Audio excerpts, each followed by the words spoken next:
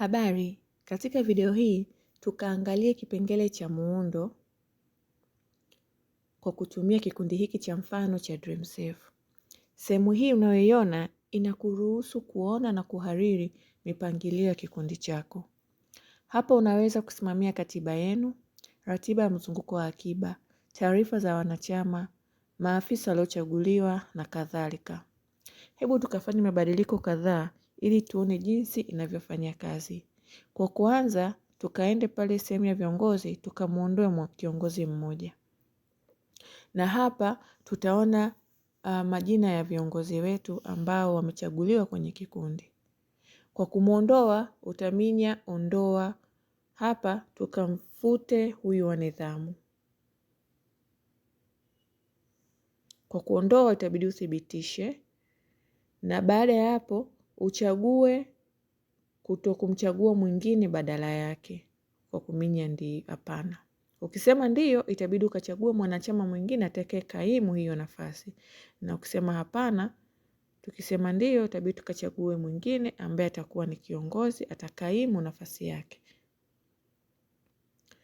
Baada ya kuthibitisha hayo na kumaliza zoezi la kumuondoa mwanachama kiongozi mmoja na kumchagua kiongozi mwingine kukaimu nafasi yake, hebu twende tukasasishe jukumu la afisa mwingine kama sehemu nyingine ya kujifunza.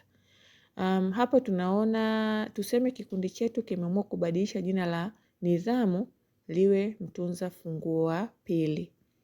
Kwa kuanza utaenda kuminya ule nidhamu, utaminya jina, sio sehemu yaliyoandikwa ondoa, na kubadilisha kutoka nidhamu kuwa mtunza funguo wa pili.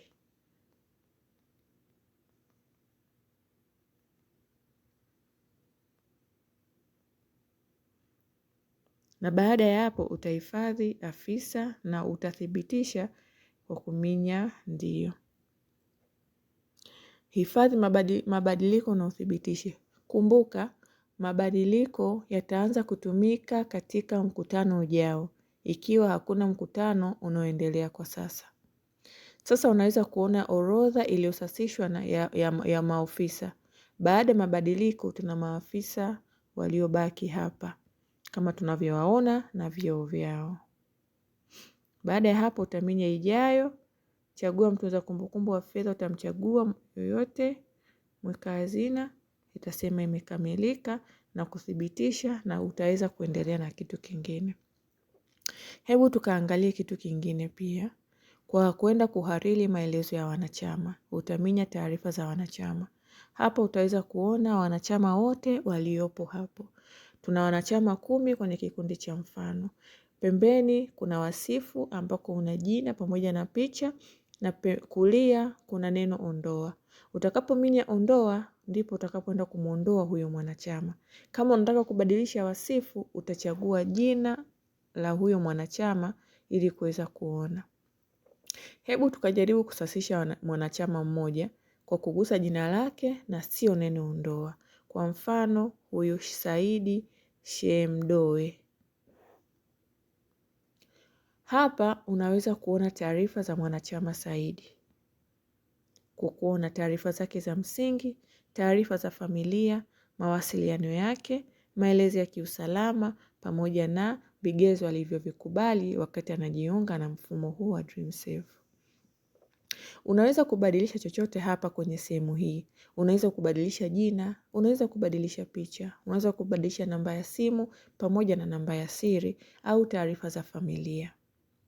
Hebu tukajaribu kuangalia namba yake ya simu tukabadilishe. Simu yake wasifu wa Saidi, namba yake ya simu ni hii tunayoiona. Baada ya kufanya mabadiliko hapa, tukafanya kwanza mabadiliko. Hapa tukaseme simu yake sasa hivi ni 002. Kumbuka namba hizi ni namba za kubashiri kwa sababu kikundi hiki ni kikundi cha mfano. Baada ya kumaliza utaminya ijayo na utakwenda mbele na kuminya ijayo mpaka pale utakapominya imethibitika.